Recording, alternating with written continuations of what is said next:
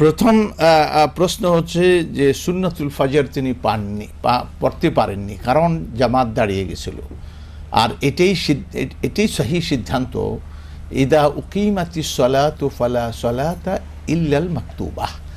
নবী করিম সাল্লাল্লাহু আলাইহি ওয়াসাল্লাম ইরশাদ করছেন, যখন নামাজের একামত দিয়ে নামাজ দাঁড়িয়ে যায় তখন আর কোনো নামাজ নেই, অর্থাৎ ফরজ নামাজ জামাত যখন দাঁড়িয়ে যায় তখন আর কোনো নামাজ নেই ইল্লাল মাকতুবা, শুধু ওই ফরজটা ছাড়া আর কোনো নামাজ নেই।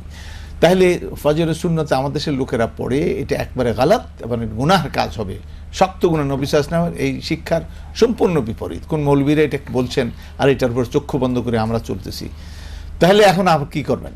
সুন্নত পরে 2 রাকাত কখন পড়বেন?